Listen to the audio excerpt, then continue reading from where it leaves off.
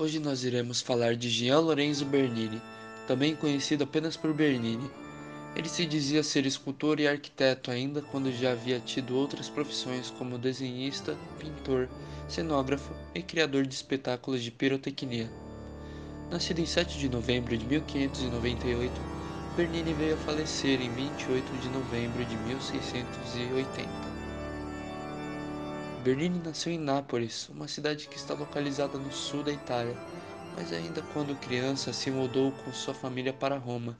As obras de Gian Lorenzo Bernini se encontram em grande parte da cidade de Roma e do Vaticano. Por ser filho de um escultor, Pietro Bernini, Gian entrou em contato muito cedo com as obras de grandes artistas florentinos.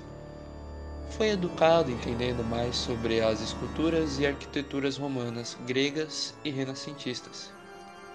Essa condição o ajudou a desenvolver uma formação que foi considerada fora do comum para a época. Desde cedo, o destino de Bernini como um grande artista já havia sido determinado, pois o seu pai dedicava muito de seu tempo para dar aulas e ensinar sobre a arte para seu filho, educando nos modos do ofício e promovendo o prodígio do menino em qualquer oportunidade. O primeiro a se interessar por seu trabalho foi o pintor Annibale Carracci. Já o primeiro papa que ele contratou foi Paulo V, o religioso que é considerado um dos maiores entusiastas da obra de Bernini. Quando ele tinha cerca de 8 anos de idade, seu pai o conduziu até Roma, conhecida hoje como a Cidade Eterna. Diz a história que quando seu pai conseguiu reunir uma audiência com Papa Paulo V, o artista iniciante executou um retrato rápido e lisonjeiro de São Paulo, o que chamou a atenção e causou a admiração do Papa. Acreditando estar na presença de um próximo Michelangelo, o Papa ordenou que a criança iniciasse de imediato sua educação artística formal, e assim o Papa Paulo V o nomeou futuro sucessor cardeal Maffeo Bernini como guardião e educador Bernini. Dessa forma, rapidamente a criança se revelou. Aí você corta. Rapidamente a criança se revelou um gênio artístico. Ao decorrer de sua trajetória, muitos historiadores comentaram o fato de que, apesar de todos os elogios já recebidos durante a sua infância, Bernini sempre foi considerado um menino de personalidade descontraída, amigável e espirituosa, bastante distinta de artistas como Michelangelo ou Caravaggio, que o antecederam. O escultor e arquiteto Bernini também obtinha um lado que era mais sombrio em sua personalidade. Um jovem que elevou a noção de sofrimento por sua arte a outros patamares, quando, aos seus 15 anos de idade, Bernini queimou a sua própria perna para poder observar a expressão de dor que fazia quando realizava a escultura de Martírio de São Lourenço. Essa tendência ao macabro ressurgia novamente ao decorrer de sua vida, com resultados desastrosos para sua reputação profissional e pessoal. Quando mais velho, Gian se casou e teve 12 filhos com sua esposa.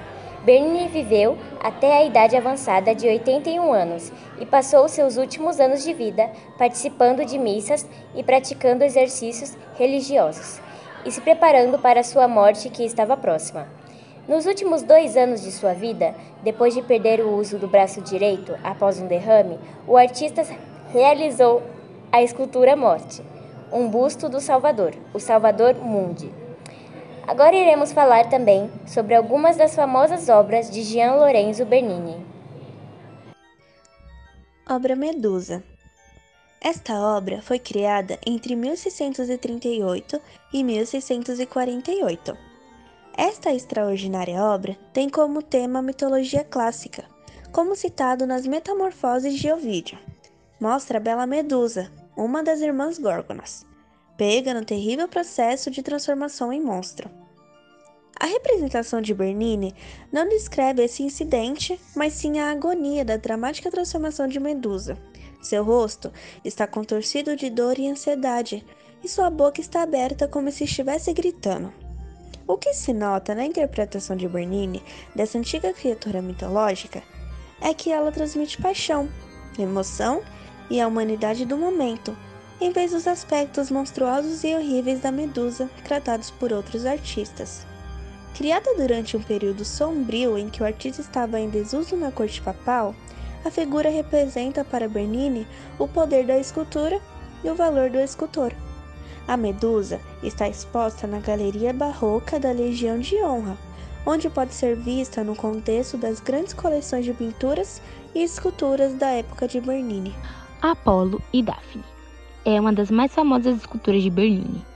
A escultura foi criada entre 1622 e 1625, século XVII. Encontra-se na Galeria Borghese, Roma. Nessa escultura, Bernini teve a ajuda de seu membro, Giuliano Fellini, que se comprometeu com os detalhes da conversão de Daphne de humana árvore com uma casca e ramos, bem como os cabelos ao vento. Apolo e Daphne é uma das esculturas que demonstra a habilidade do artista em inserir o observador na ação, o modo desesperado com o qual Daphne tenta fugir de um Apolo alucinado. E a cena capita no exato momento em que a ninfa se transforma em um loureiro para ser protegida. A escultura foi embasada na lenda da paixão de Apolo a Daphne. A lenda conta que Apolo, deus da luz, da cura, da poesia, da música e da profecia, protetor dos atletas e jovens guerreiros, o mais belo deus do Olimpo, irrita o Cupido, Eros, filho de Afrodite. Apolo repreende Eros quando vê brincando com seu poderoso arco e flecha.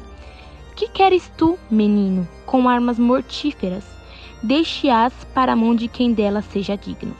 Contente-te com a tua tocha, criança, mas não se atreva a intrometer-se com as minhas armas novamente. O filho de Afrodite, ouvindo as palavras do deus, retrucou: tuas setas podem ferir todas as outras coisas, e isso concordo. Mas não esqueça que as minhas também podem ferir-te. Assim, o Cupido teria lançado 2 flechas, uma de amor em Apolo e outra de chumbo na ninfa Daphne, filha do deus Peneu, que afastava o amor. Doente de amor, Apolo começa o assédio sobre Daphne, que, recusando todos os pretendentes, não deixou de recusar o belo deus. Apolo então começou uma perseguição a Daphne, que corria desesperada pela floresta tentando evitá-lo. Ele estava cada vez mais próximo de seu objetivo quando Daphne suplicou a seu pai, ao vê-lo entre as árvores, que parasse com o sofrimento. Destrua a beleza de tanto me ferido, ou mude o corpo que destrói minha vida. Peneu então, vendo que Apolo já tocava os cabelos de sua filha, a enfeitiça. Daphne sente seu corpo adormecer, sua pele se transformando em casca, os cabelos em folhas, os braços engireceram e viraram galhos. Os pés ficaram-se no chão, virando raízes. Êxtase de Santa Teresa. Está localizada na igreja de Santa Maria della Vittoria, em Roma. É considerada a obra mais escandalosa do escultor. A obra está remetida a um período de estagnação de Bernini, que estava sendo tratado com certa indiferença pelo Papa Inocêncio X.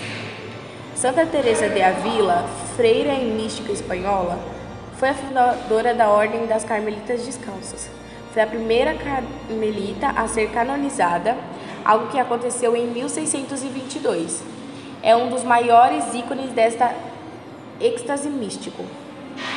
Santa Teresa é representada desfalecida, em total abandono do seu corpo e do seu espírito, encontrando-se num estado intermédio entre prazer e dor, confundindo até que a santa desfaleça de emoção. À sua frente está o Cupido, que tem a lança na mão direita e com a esquerda afasta a túnica de Santa Teresa, tornando mais simples o processo de transpassar o seu coração. A lança simboliza o amor de Deus. A sua expressão é de regozijo, mostrando-se com alguém que conseguiu o seu propósito e que tem o poder de toda a situação. A carga dramática desta escultura, bem como a emoção e o movimento que mostra, tornam-se a um dos melhores exemplos de arte barroca, É inegável que, com o êxtase de Santa Teresa, Bernini conseguiu efetivamente mostrar sua genialidade, sendo que a leitura ambígua entre o carnal e o espiritual continua até os dias de hoje, sendo tema em vários colóquios e encontros de histórias de arte.